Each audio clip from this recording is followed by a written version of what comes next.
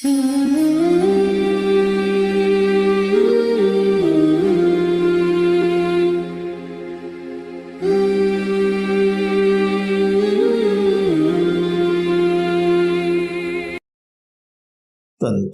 puasa Arafah. Apa rahasia di balik puasa Arafah? Ma'asyiral muslimin yang dimuliakan Allah Subhanahu wa taala. Banyak perkara-perkara yang kita akan bahas seputar puasa Arafah. Pertama, kita akan bahas Arafah.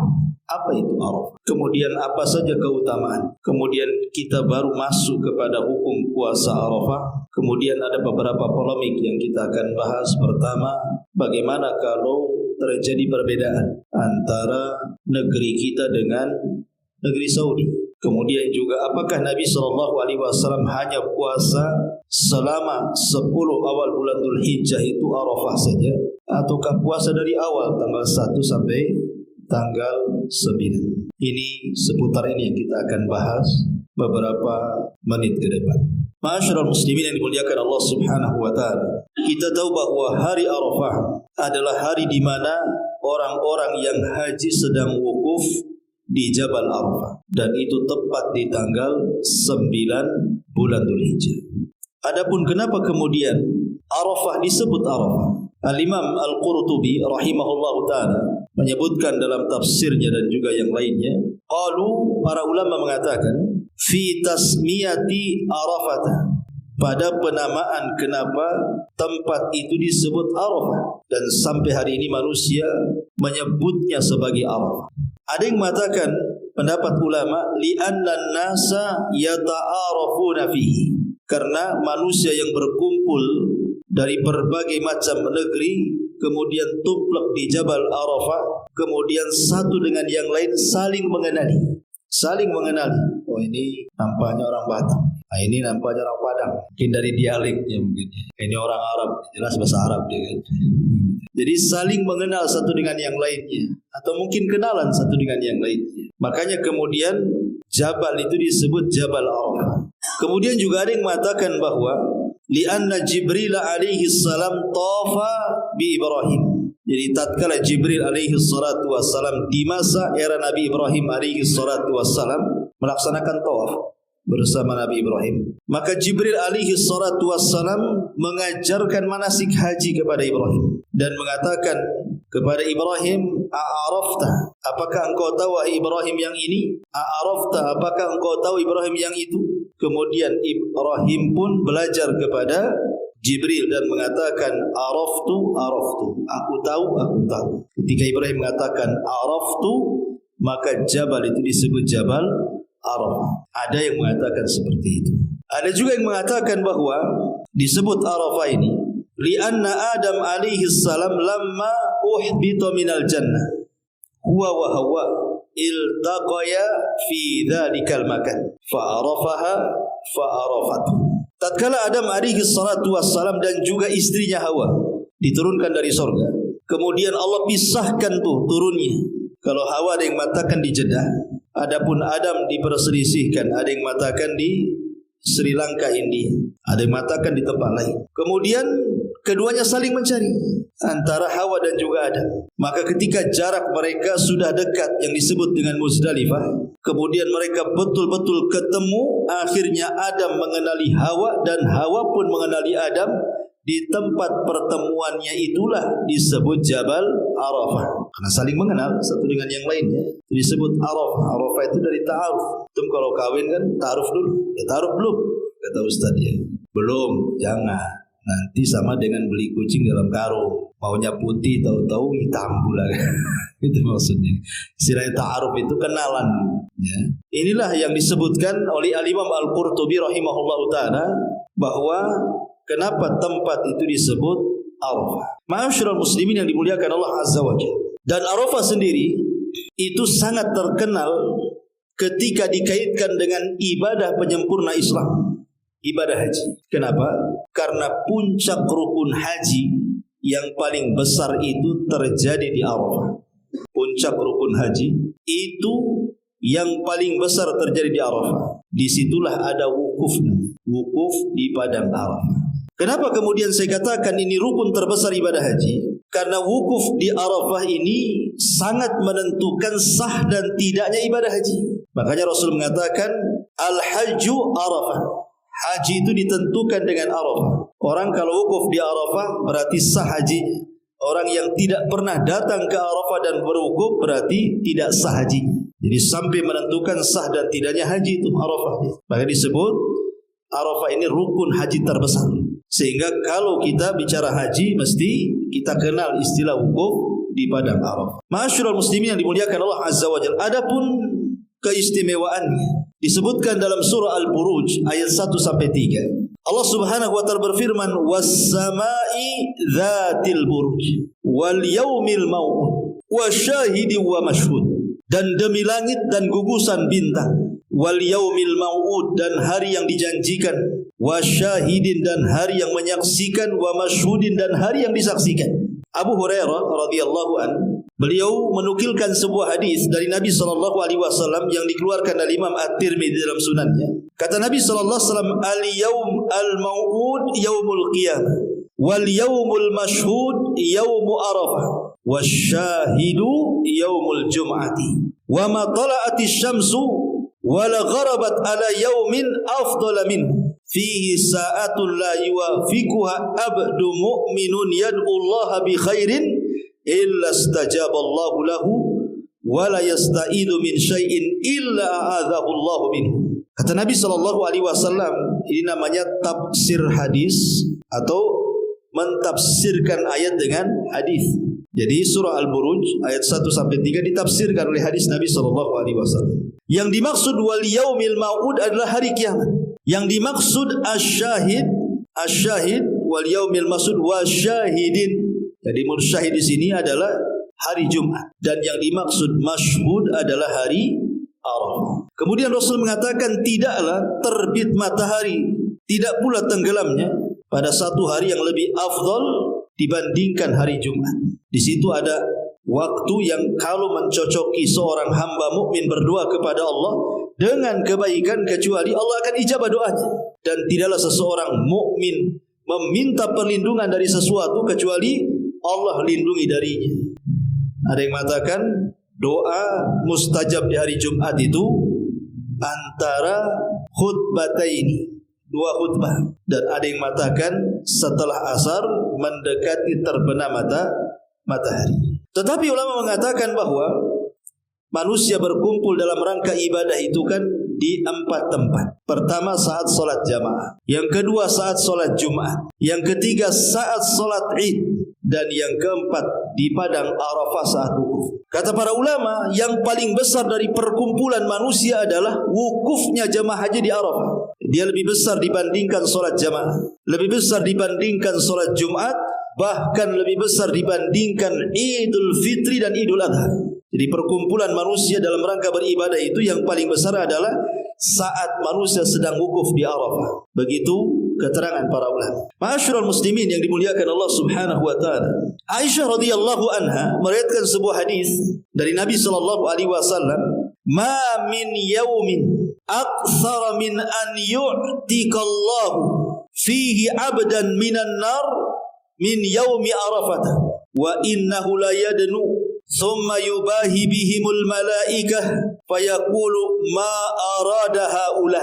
Kata Nabi sallallahu alaihi wasallam, tidaklah ada satu hari yang Allah Subhanahu wa taala banyak memerdekakan hamba-hambanya dari api neraka kecuali di hari Arafah. Kemudian kata Rasulullah, karena Allah akan mendekat hamba-hambanya, kemudian akan membanggakan hamba-hambanya di hadapan para malaikatnya. Dan Allah pun mengatakan, tahukah engkau wahai para malaikat apa yang mereka kehendaki?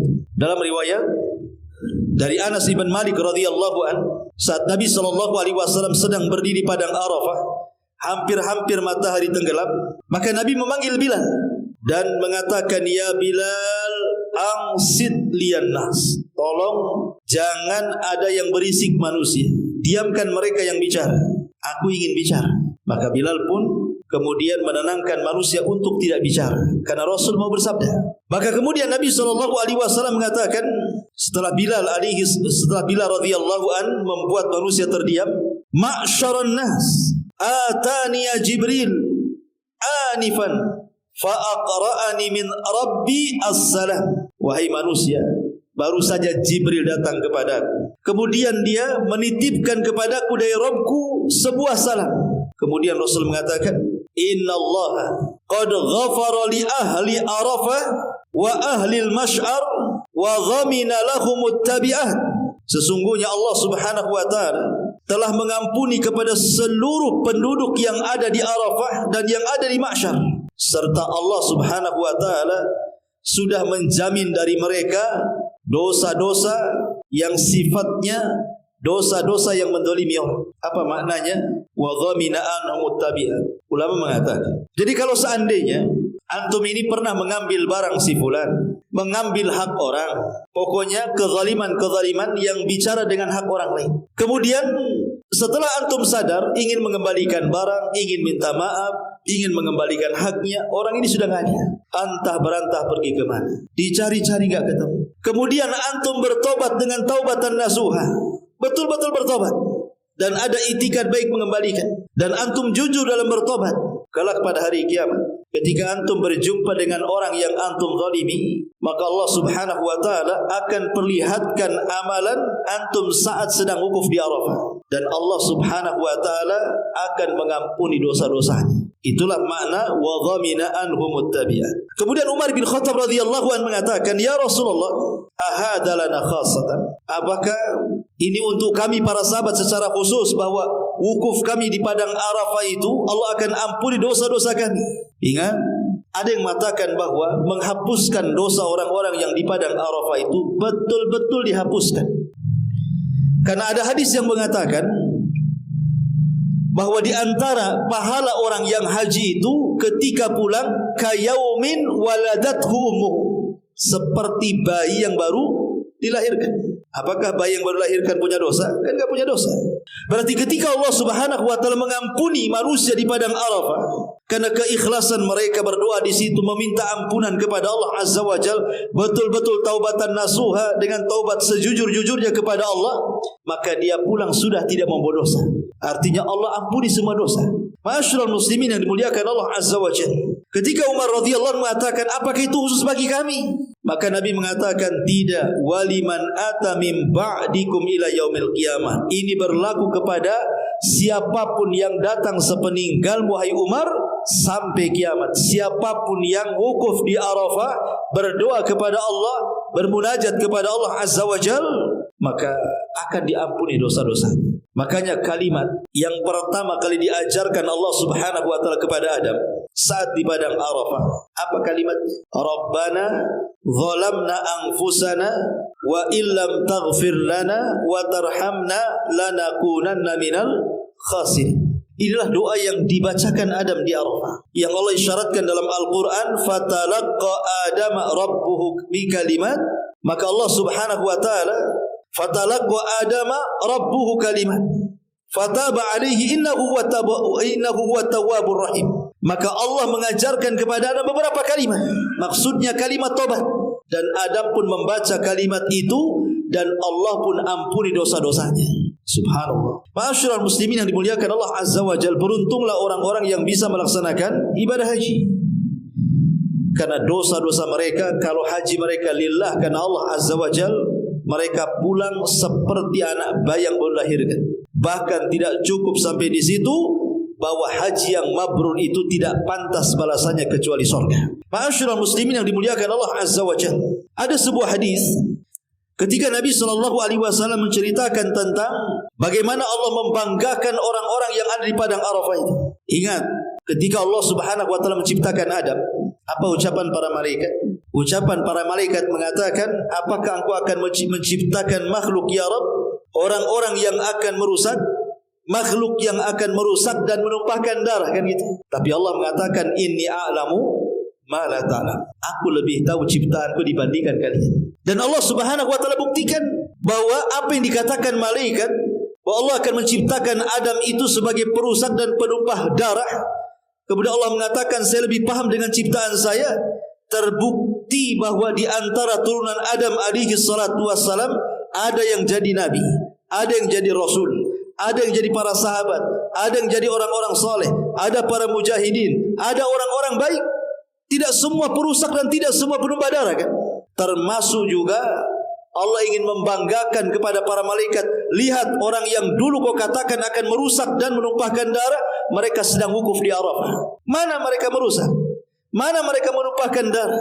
Mereka sedang berwukuf.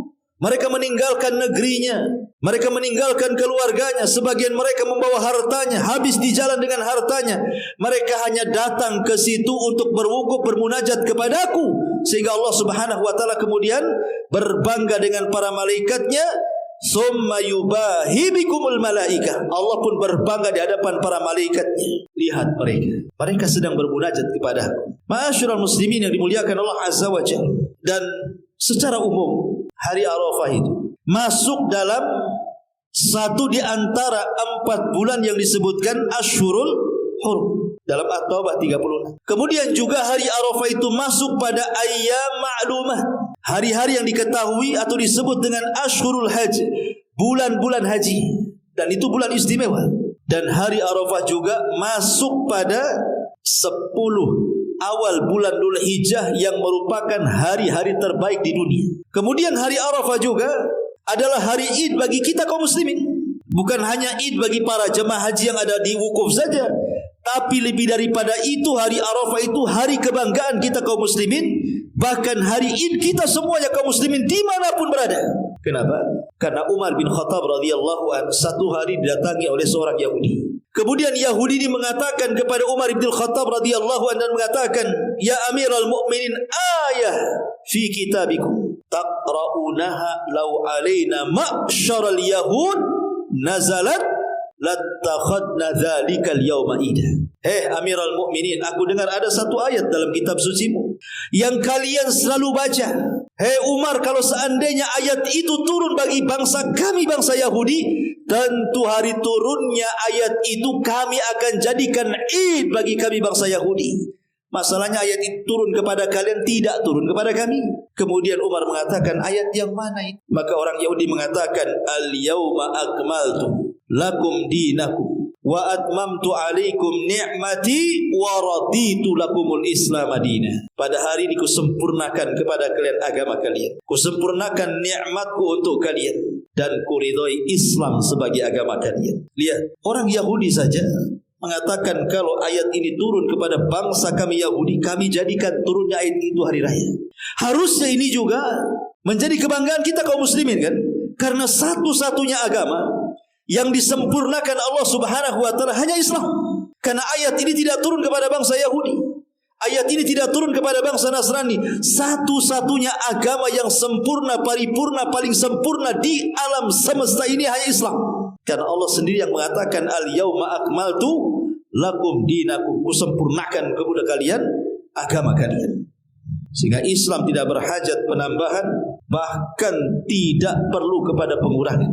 Sudah sempurna. Ya. Ma'asyiral muslimin yang dimuliakan Allah Azza wa Jalla. Dan hari Arafah sendiri adalah hari yang terbaik untuk berdoa. Kata Nabi sallallahu alaihi wasallam, khairud doa yaumi Arafah. Sebaik-baik doa adalah doa yang dipanjatkan di hari Arafah. Bahkan tadi sudah saya singgung, tidaklah Allah banyak kemudian mengampuni dosa-dosa hambanya dibandingkan di hari Arafah. Bahkan tidaklah setan merasa terhina kecuali di hari Arafah. Setan itu merasa terhina, merasa kecil, merasa rendah, karena di hari Arafah itu turun rahmat Allah, turun para malaikat Allah, Allah juga turun, sehingga setan menjadi hina di mata manusia.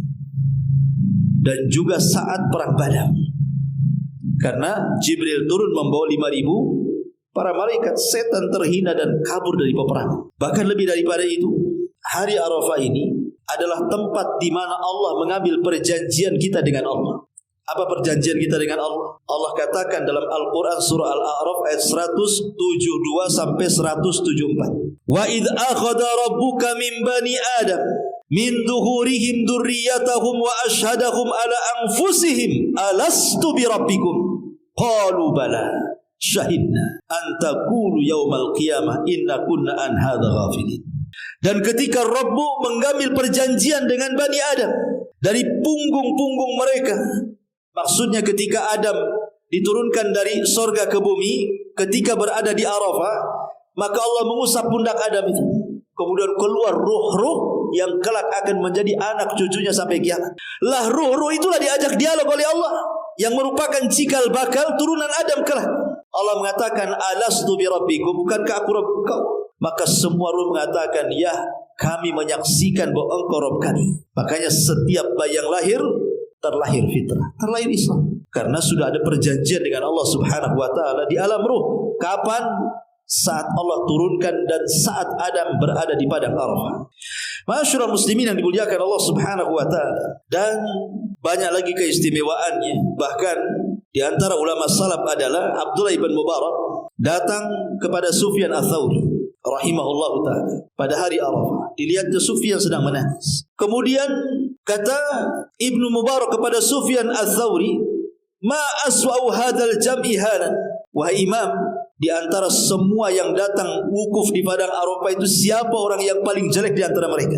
Maka Sufyan Ats-Tsauri mengatakan, alladzi yadhunnu anna Allah la yaghfir lahu. Orang yang menyangka bahwa Allah tidak mengampuni dosa-dosanya. Jadi saat manusia wukuf, kemudian karena dia banyak dosa gitu, dari kecil sampai tua dia berdosa, kemudian haji. Saat diwukuf malah kemudian terfikir karena terlampau banyak dosanya, nggak mungkin Allah ampuni saya. Maka kata Sufyan Ats-Tsauri, inilah seburuk-buruk manusia di padang Arafah, menyangka bahwa Allah tidak mengampuni dia gitu. Allah akan mengampuni kamu.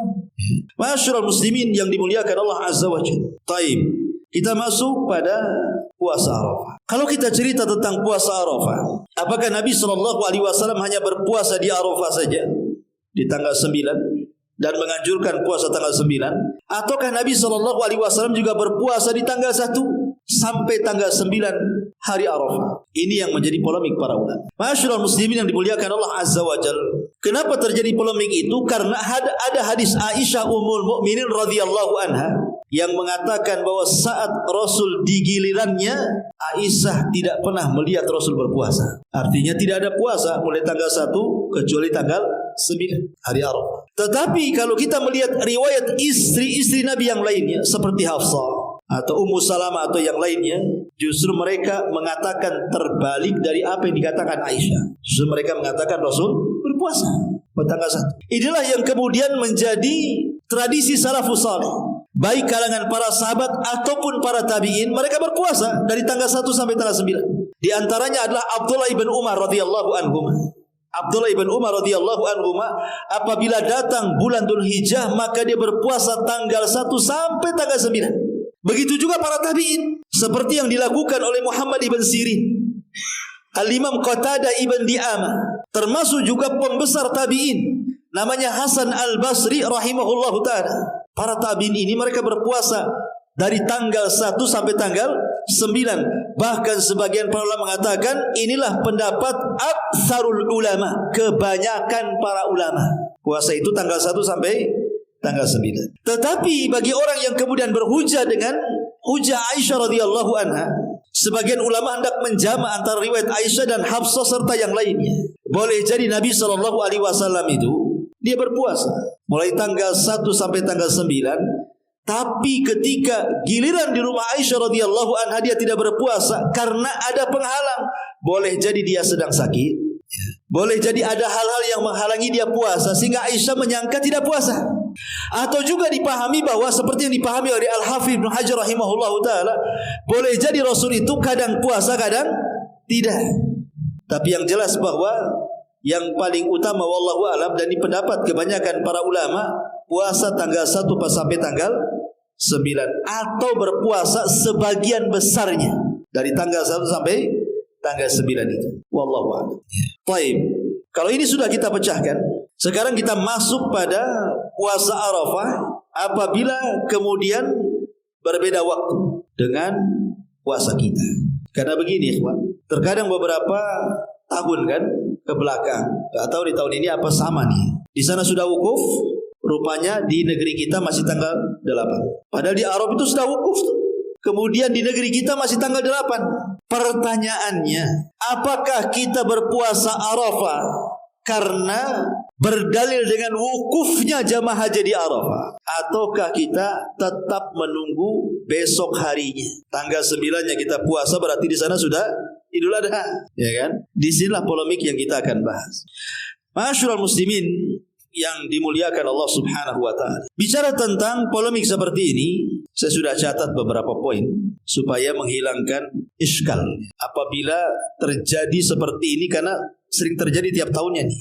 Ketika Nabi SAW memerintahkan untuk berpuasa Arafah, kalimat Arafah ini bisa ditafsirkan beberapa tafsiran. Yang pertama, boleh jadi Arafah itu ditafsirkan dengan kalimat Arafah maksudnya adalah tempat. Summa afattum min Arafah. Seperti Allah mengatakan, kalimat Arafah berarti maksudnya tempat. Sehingga kalau seandainya puasa Arafah itu maksudnya Arafah di sini dipahami dengan tempat, berarti puasa Arafah itu ditentukan dengan tempat wukuf. Ketika di sana wukuf, di sini puasa. Di sana tidak wukuf, di sini tidak puasa. Karena ditentukan dengan tempat. Ini yang pertama. Yang kedua, makna Arafah itu bukan tempat, tetapi yadullu ala zaman, menunjukkan akan waktu. Maksudnya hari Arafah. Ketika kemudian Arafah itu dimaknai hari bukan tempat, berarti kita tidak harus mengikuti wukufnya Saudi. Tidak mesti. Di sana sudah tanggal 9, di sini tanggal 8. Berarti kita belum masuk hari. Ketika mereka Idul Adha tanggal 10, kita tanggal 9, berarti sudah masuk harinya.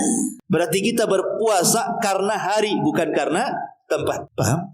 Kalau puasa karena tempat ditentukan dengan wukuf, tapi puasa karena hari ditentukan dengan penanggalan kapan tanggal 1. Karena perselisihan para ulama ini seperti perselisihan soal ru'yatul hilal Ramadan. Di zaman Nabi SAW, salah satu istri Nabi SAW mengutus Quraib untuk berangkat dari Madinah ke Syam. Sampai di Syam, rupanya Quraib ini berpuasa di hari Jumat, 1 Ramadannya itu. Kemudian pertengahan Ramadan, Quraib pulang ke Madinah, berjumpa dengan Abdullah bin Abbas. Kemudian Abdullah bin Abbas ditanya oleh Quraib ini, wahai Ibnu Abbas, kapan mulai puasa di Madinah ini? Kata Ibnu Abbas, hari Sabtu. Padahal di Syam hari Jumat, tapi di Madinah hari Sabtu. Berarti ada perbedaan tuh. Kemudian Quraib ini mengatakan kepada Ibnu Abbas, tidak cukupkah dengan Muawiyah bin Abi Sufyan melihat bulan di sana? Tidak cukupkah dengan Muawiyah bin Abi Sufyan melihat bulan di sana? Artinya kenapa enggak ikut Syam? Kenapa kok Madinah ikut sendiri? Maka Ibnu Abbas dengan tegas mengatakan, hakadza ma amara Nabi sallallahu alaihi wasallam. Justru inilah yang benar yang diperintahkan Nabi SAW. Ketika kami melihat bulan terhalang, maka kami genapkan. Sehingga kami tidak melihat bulan, di sana melihat bulan, maka mereka ganjilkan. Maka itu juga perbedaan matali antara Saudi Arabia dengan negeri kita tuh. Di sana melihat berarti ditentukan tanggal 1. Berarti bulan Zulqa'dahnya hanya 29. Tanggal 30-nya tanggal 1 Dzulhijjah. Kemudian di negeri kita rupanya tanggal 29 ketika melihat bulan, penentuan besoknya Dzulhijjah tak nampak pula karena mendung. Akhirnya Dzulqa'dahnya digenapkan tanggal 30, baru tanggal 1-nya setelah tanggal 30, berarti selisih 1 hari itu jadinya kan? Ya, selisih 1 hari. Duluan sana karena melihat. Ya, kita tidak melihat, berarti selisih 1 hari. Lah karena ada perbedaan matali seperti ini, maka kata para ulama bahwa puasa Arafah bagi yang mengartikan itu hari, berarti kita tidak boleh puasa kalau belum masuk tanggalnya. Tapi kalau dipahami tempat, walaupun seandainya nih di negeri kita ini masih tanggal 8, tapi di sana sudah wukuf, tetap kita harus puasa Arafah. Walaupun idnya ikut pemerintah. Polemik di sini. Anda memahami Arafah itu tempat ataukah memahami Arafah itu hari? Itu saja sebenarnya polemik. Bagi yang memahami Arafah tempat berarti wukuf sebagai patokan orang itu puasa. Sana wukuf kita puasa. Mau tanggal 8 terserah. Yang penting sana wukuf. Ya. Tapi bagi yang mengatakan bahwa Arafah itu hari, artinya berkaitan dengan hari bukan dengan tempat, berarti menunggu tanggal 9. Bukan menunggu wukuf. Dan hampir semua puasa sunnah itu berkaitan dengan hari, bukan dengan tempat. Asyura berkaitan dengan hari, Syawal berkaitan dengan hari, ya. Muharram berkaitan dengan hari, termasuk juga pendapat yang kuat wallahu alam bahwa Arafah itu berkaitan dengan hari bukan dengan tempat. Sehingga kita tidak perlu mengikuti wukufnya Saudi kalau belum sampai di tanggal 9. Bisa dipahami ya. Kenapa demikian? Ada alasan lain, karena kata para ulama bahwa berdasarkan hadis Nabi SAW, saumukum yauma tasumun wa fitrukum yauma tuftirun. Puasa kalian manakala pemerintah berpuasa dan berbukanya kalian manakala pemerintah berbuka. Dari sini kita tahu bahwa masing-masing pemerintah itu punya kebijakan di dalam penentuan tanggal. Termasuk negeri kita ada kebijakan menentukan tanggal hijriah kan. Maka mengikuti pemerintah lebih baik dibandingkan menyelisih, karena itu akidah ahli sunnah. Kita harus mengikuti pemerintah. Kalaupun seandainya pemerintah salah nih dalam menetapkan, maka Rasul mengatakan kalau mereka salah kita tetap dapat pahala dan mereka dapat dosa. Tapi kalau mereka benar, dua-duanya kita dan mereka dapat pahala. Ya. Ma'asyiral muslimin yang dimuliakan Allah Azza wa Jalla, dari sini jelas tentang polemik, tapi kita tidak menafikan kalau memang ada orang berpuasa berpatokan dengan wukuf, ya silahkan. Ya, karena sekali lagi ini masalah khilafiyah. Soal memahami kalimat Arafah itu berkaitan dengan tempat ataukah dengan waktu. Tak perlu kemudian kalian kereng-kerengan bahasa kita. Ya, kamu oke, sibuk lah, ribut lah antum jadinya kan. Ya, tak perlu. Tinggal antum milih pendapat yang mana. Kalau pendapat saya hari, ya terserah ikut pendapat saya. Kalau antum punya pendapat sendiri, ya tafadhalu, silahkan, ya kan. Yang jelas itu yang salah yang enggak ada puasa. Sibuk khilaf-khilaf rupanya tanggal 9 tak puasa juga. Taib. Ma'asyiral muslimin yang dimuliakan Allah Subhanahu wa taala. Adapun tentang pahala orang yang berpuasa Arafah, maka sangat jelas Nabi SAW sudah bersabda tentang hal itu. Kata Nabi SAW, ahtasibu, kata Nabi, ahtasibu yukaffiru sanatal madhiyata was sanatal qabilata. Dan saya mengharap bahwa puasa Arafah itu bisa menggugurkan puasa setahun ke belakang dan setahun ke depan. Artinya puasa Arafah itu menggugurkan 1 tahun ke belakang dan menggugurkan 1 tahun ke depan. 2 tahun berturut-turut dosa kita digugurkan. Menjadi polemik, apakah semua dosa? Karena dosa itu ada 2, ada dosa besar, ada dosa kecil. Sebagian para ulama mengatakan semua dosa digugurkan dengan 1 kali puasa di tanggal 9 Arafah. Karena Rasul mengatakan secara umum yukaffiru sanatal madiyatal baqiyah, menggugurkan dosa ke belakang setahun dan ke depan 1 tahun. Artinya semua dosa, mau kecilnya mau besarnya, dengan cukup 1 kali puasa di Arafah gugur semuanya. Ini satu pendapat. Tetapi jumhur mayoritas ulama mengatakan tidak. Yang dihapus itu hanya dosa-dosa kecil saja. Dosa besar tidak dihapus. Karena dosa besar itu tidak bisa dihapus dengan sholat. Jangankan dengan puasa, dengan sholat pun tidak. Kata Nabi SAW, as-salawatul khamsu wal jum'atu ila jum'ati wa ramadhanu ila ramadhan mukaffiratun idza jtunibatil kabair. Antara solat 5 waktu dari 5 waktu yang lainnya, dari zuhur ke asar, asar ke maghrib, maghrib ke isya, isya ke subuh, subuh ke zuhur, itu maksudnya, atau Jumat ke Jumat, atau Ramadan ke Ramadan, bisa menggugurkan dosa, maksudnya dosa kecil, selama dia menjauhi dosa besar. Kalau solat saja tidak bisa menggugurkan dosa besar, apalagi pahala, apalagi puasa, ya tentu lebih tidak bisa lagi. Berarti yang dimaksud di sini menggugurkan dosa setahun ke belakang dan dosa tahun ke depan, kata Syekh Utsaimin, artinya menggugurkan dosa-dosa kecil. Tapi jangan remehkan dosa kecil, karena kalau ditumpuk-tumpuk seperti kayu bakar kemudian dibakar, membakar juga. Kata Nabi, kata para ulama, ya, la tahkiranna minadz-dzunub fa innal jibala minal hasa. Jangan remehkan sebuah dosa, karena gunung yang besar itu sebenarnya tumpukan kerikil-kerikil kecil. Jangan remehkan sebuah dosa, maksudnya dosa kecil, karena gunung yang besar itu dari rentetan kerikil-kerikil kecil yang bertumpuk. Artinya kalau dosa kecil ditumpuk jadi gunung juga, katanya. Persis seperti yang dikatakan Umar bin Khattab radhiyallahu an, la saghirata ma'al istimrar wa la kabirata ma'al istighfar. Tidak ada dosa kecil kalau dilakukan terus-terusan ya besar juga. Bahkan tidak ada dosa besar kalau senantiasa digempur dengan istighfar. Itu ucapan Umar bin Khattab radhiyallahu. Ya, dan definisi dosa kecil itu dosa yang tidak ada ancaman dunia dengan had dan tidak ada ancaman akhirat dengan azab, tapi dosa.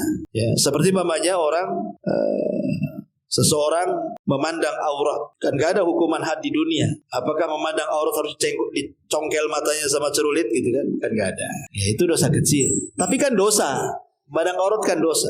Atau menyentuh wanita yang bukan mahram, antum salaman dengan kerabat bukan mahram. Ya, antum sudah tahu nih, sampai di Batam hijrah, orang kampung belum hijrah, kebiasaan salaman, pelukan, ciuman, habislah kita dibuatnya. Kan itu ya. Nah, antum harus menghindar. Saya sudah beda, kan gitu ya. Tapi kadang sudah dipeluk ya sudah kan.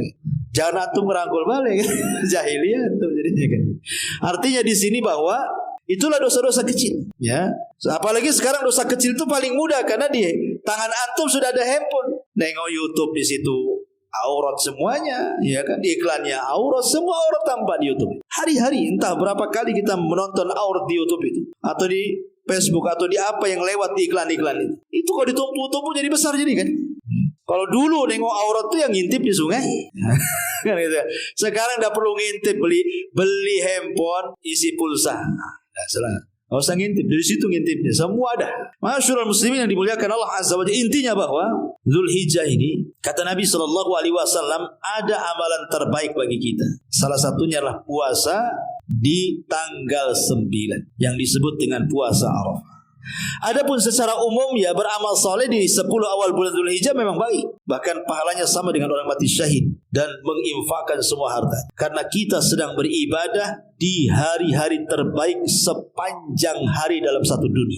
Makanya itulah kenapa para ulama mereka menjadikan 10 awal bulan Dzulhijjah itu sama dengan 10 akhir Ramadan. Mereka hidupkan siangnya, mereka hidupkan malam. Tapi kalau Ramadan kan hanya menghidupkan malamnya saja. Tapi kalau Dzulhijjah dua-duanya, siangnya dihidupkan, malamnya juga dihidupkan. Seperti yang dilakukan oleh Sa'id bin Zubair rahimahullahu ta'ala. Apabila datang tanggal 1 sampai tanggal 10, hampir-hampir teman-temannya tidak bisa menjumpai dia. Karena dia sibuk i'tikaf di masjid, sibuk baca Quran, sibuk zikir. Dan kalau malam, dia sibuk dengan qiyamul lail. Sampai dia mengatakan, La tutfi'u surujakum layaliyal ashri. Jangan padamkan lampu kalian di malam hari di 10 awal bulan Dzulhijjah.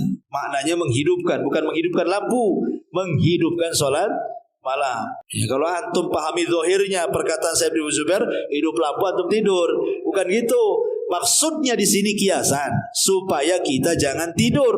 Ya, habiskan dengan wudu, dengan zikir, dengan tahajud, dengan witir, dengan qiyamul lail, doa dan lain sebagainya. Inilah di antara keistimewaan hari Arafah. Wallahu a'lam bishawab.